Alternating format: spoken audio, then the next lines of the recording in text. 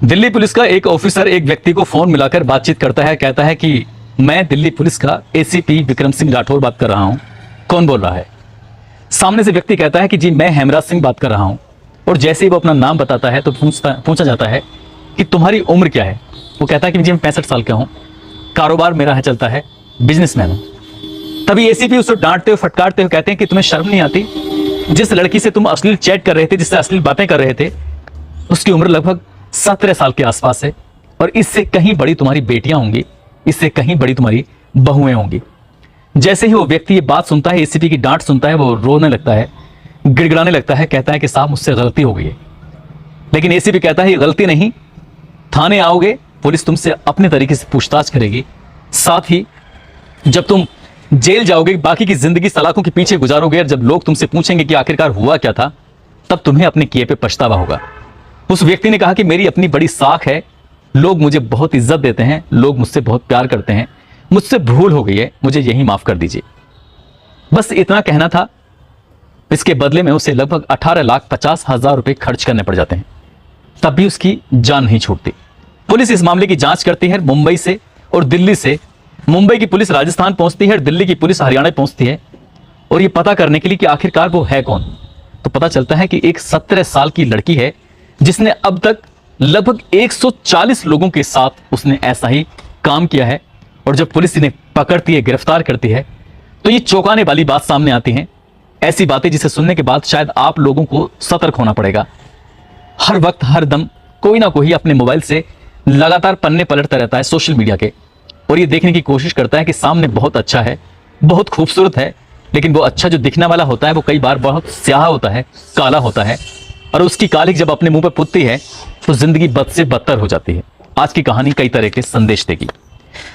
आदाब, नमस्कार, सत श्री अकाल, मैं उस्मान सैफी। आज की जो सच्ची घटना मैं आपको सुनाने जा रहा हूं, ये सच्ची घटना है दिल्ली प्रदेश का एक जिला है शाहदरा। दरअसल शाहदरा का रहने वाला एक व्यक्ति जिसका नाम फूलचंद होता है, उम्र लगभग उसकी 68 साल के आसपास होती है, जो कि रिटायर्ड हो चुका है, घर में अकेला रहता है और अपने परिवार बच्चों के साथ रहता है, पत्नी नहीं है। इस व्यक्ति के पास 30 मई 2023 की रात लगभग 9 बजे के आसपास वीडियो कॉल आता है। और जैसे वीडियो कॉल आता है, इस व्यक्ति ने जैसे उसको यस किया, उसे सुनने की कोशिश की, तभी उधर से आवाज आती है कि गलती से लग गया। दरअसल सामने जो है वो एक लड़की है, बेइंतहा खूबसूरत लड़की है, शरीर पे कपड़े तो पहने हुए लेकिन उतनी मात्रा में नहीं पहने हुए। और जैसे ही फोन आया था, कुछ ही सेकंड में फोन कट जाता है। सिर्फ वो ही व्यक्ति था फूलचंद जो ये सब अपनी आंखों से देख चुका था। इसके बाद कुछ देर के बाद वो बहुत, जब तक वो फोन आया था काफी देर तक बेचैन रहता है, और जो उसमें तस्वीर दिखाई दी थी एक खूबसूरत सी लड़की की, वो एक दिमाग में बस जाती है, आंखों में बस जाती है। समझ नहीं पा रहा था कि लगभग 20 मिनट बीत जाते हैं, एक बार फिर उसी नंबर से फोन आता है, वीडियो कॉल आ रही थी। अब ये जो व्यक्ति है फूलचंद, ये यहां से जल्दी से दौड़ता हुआ एकांत की जगह में जाता है। एकांत ढूंढ रहा था कहीं ऐसा ना हो कि कोई और उसको देख ले, पर ये कॉल इस बार कटी नहीं थी, बिल्कुल पूरी कॉल आई थी। एकांत में कमरे में जाता है, लाइट जलाता है, लाइट जलाने के बाद कमरा अपना बंद कर लेता है और जैसे ही वीडियो कॉल को ओके करता है, ओके करते ही सामने एक बेहद खूबसूरत लड़की थी जो पहले अभी ये कह रही थी कि गलती से फोन लग गया था। वो लड़की थोड़ी सी बातचीत करती है और बातचीत करने के बाद धीरे धीरे करके अपने तन से एक एक कपड़े को उतारने लगती है। वो बुजुर्ग आदमी भी उसके साथ वैसे ही करने लगता है जैसा वो लड़की कर रही थी। दोनों एक दूसरे को देख रहे थे, कपड़े उतार रहे थे और दोनों ही बिल्कुल न्यूड हो जाते हैं, बिना कपड़ों के हो जाते हैं। कई मिनट तक ये दृश्य चलता रहता है, 4-5 मिनट तक। और जब उस व्यक्ति को पूरी तरह से संतुष्टि हो जाती है, जब वो खुश हो जाता है, उधर से फोन कट जाता है, इधर से भी फोन कट जाता है। फिर वो एक लंबी आराम की सांसें ले रहा था। ऐसा लग रहा था कि न जाने किस दुनिया से वो घूम कर आया है, न जाने उसने अपनी जिंदगी में क्या देख लिया है। बहुत ज्यादा अपने आप को खुशी महसूस कर रहा था। और कुछ देर के बाद एक फोन आता है और जैसे ही फोन आता है वो कहता है कि मैं दिल्ली पुलिस का एसीपी विक्रम सिंह राठौर बात कर रहा हूं। अभी अभी जो तुम फोन पर बात कर रहे थे, मुझे उस लड़की का कॉल आया है, मुझे उस लड़की की शिकायत मिली है। तुम एक छोटी सी बच्ची से इस तरह से भद्दी बातें कर रहे थे, उसके साथ ही अश्लील हरकतें कर रहे थे। जैसे ही उस बुजुर्ग व्यक्ति ने ये बात सुनी, उसके पैरों तले जमीन खिसक जाती है। वो सोचने पर मजबूर हो जाता है, वो समझ ही नहीं पा रहा था कि आखिरकार बात क्या है। वो लगातार डांट रहा था, फटकार रहा था, और डांटते डांटते फटकारते फटकारते वो व्यक्ति, बूढ़ा आदमी, रोने लगता है, गिड़गिड़ाने लगता है। रहम की भीख मांगने लगता है। कहता है कि जो हुआ है इसे यहीं खत्म कर दीजिए। बात जब खत्म करने की आती है तो यहां से फिर पैसे के लेन देन की बात शुरू हो जाती है। और पैसे के लेन देन की बात शुरू होती है तो उसके अकाउंट में 47,000 रुपए थे। एक कोड भेजा जाता है और जैसे ही उस कोड पर क्लिक किया जाता है, क्लिक करते ही उसका अकाउंट उससे मर्ज हो जाता है और कुल मिला के पैसे 47,000 रुपए थे, सब निकल चुके थे। वो समझ नहीं पा रहा था। बार बार धमकियां मिल रही थी कि पैसे और देने पड़ेंगे, यदि पैसे और नहीं दिए तो ये तुम्हारी जो वीडियो है, तुम्हारे जो फोटोग्राफ्स हैं, ये सोशल मीडिया पर अपलोड कर दी जाएंगे। तुम्हारा जो घिनौना गंदा चेहरा है वो समाज को दिखाया जाएगा। तुम्हारे परिवार में फला फला लोग रहते हैं, उनको भी ये चेहरा दिखाया जाएगा। जब कुछ ऐसी धमकाने वाली बातें हुई, वो बुजुर्ग व्यक्ति रोने लगता है, गिड़गिड़ाने लगता है। अभी जो उसके पास पैसे थे, अभी जो वो एसीपी से छूटा था विक्रम सिंह राठौर ने, जो उसे 47,000 रुपए लेकर उसकी जान बख्शी थी, उसके पास कई और अधिकारियों के फोन आने लगते हैं। 1 जून आता है, 2 जून आता है, लगातार एक एक दिन बीतने लगता है और धमकियां लगातार मिलने लगती हैं।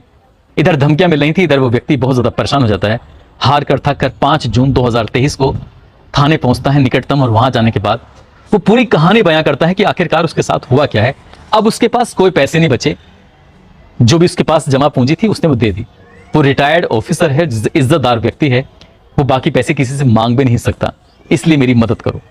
पुलिस के पास जाता है, अपनी बात कर रहा था। ठीक ऐसा ही एक मामला मुंबई के बांद्रा पुलिस स्टेशन का होता है। वहां भी एक बुजुर्ग व्यक्ति जिसका नाम हेमराज सिंह होता है, वो भी जाकर अपनी कहानी बताता है कि एक मिस कॉल जैसी आई थी, थोड़ी सी बातचीत हुई थी, उसने कहा कि गलती से फोन लग गया था।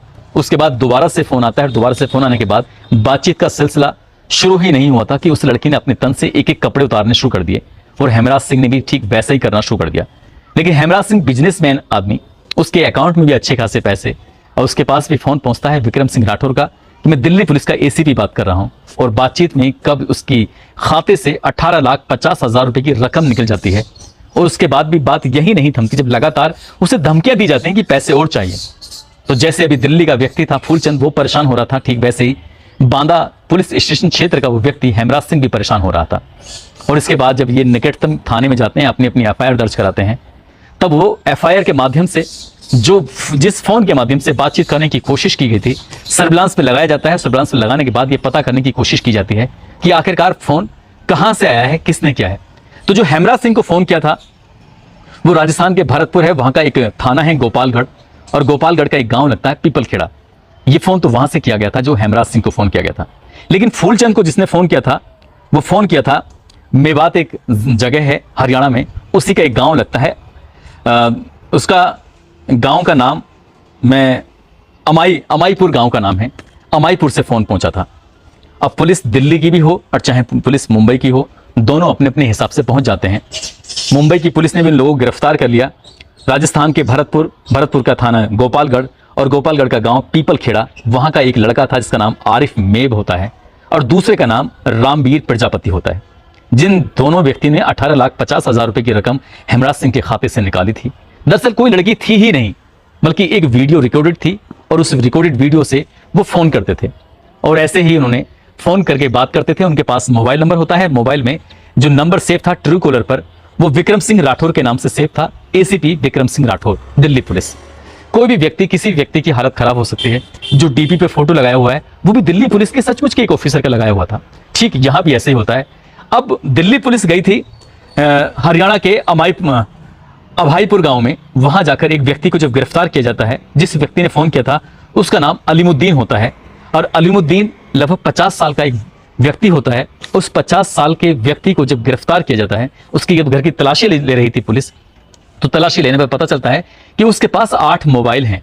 उसके खातों की जांच की जाती है, तो जून के महीने में उसके खाते में जो इनकमिंग थी, क्रेडिट हुए थे, लगभग 5 लाख रुपए के आसपास क्रेडिट हुए थे।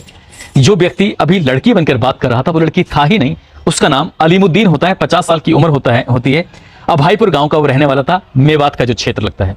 और वो व्यक्ति रोज ऐसे ही फोन करता है, ऐसे ही बातचीत करने की कोशिश करता है, लेकिन उसके टारगेट पे जो होते थे वो बुजुर्ग व्यक्ति होते थे। और इसका खुलासा तब होता है जब 8 मोबाइलों को तलाशा गया, उनकी जो खंगाला गया, उनके अंदर जो वीडियो रिकॉर्ड देखे, उनके जो अंदर फोटोग्राफ्स देखे, तो पता चलता है कि 140 अलग अलग लोगों की वीडियो बनाई गई थी। 140 अलग अलग लोगों से इसी तरह से रकम खींची गई थी। पुलिस उसे गिरफ्तार करती है, और गिरफ्तार करके दिल्ली लाती है।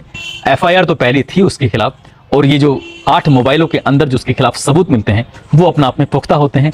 बांद्रा की पुलिस जो भरतपुर गई थी उस व्यक्ति को लाती है, वो 2 होते हैं, उनकी भी जांच पड़ताल की जाती है। लेकिन जिस तरह से वो ये क्षेत्र, खासकर हरियाणा का कई क्षेत्र है, राजस्थान के भी कई क्षेत्र हैं, जैसे आपने जामतारा की मूवी देखी होगी, जामतारा क्षेत्र में जो लोग कॉलिंग करते हैं वो तरीके अब कॉलिंग की पूरी तरह से बदल चुके हैं। पहले करते थे कि आपका एटीएम ब्लॉक होने वाला है, अब तरीके दूसरे होते हैं, आपको पता ही नहीं चलेगा। आपके फोन पर एक वीडियो कॉल आएगी और वीडियो कॉल को जैसे ही आप ओके करेंगे, ओके करते ही सामने एक लड़की होती है बेहद खूबसूरत।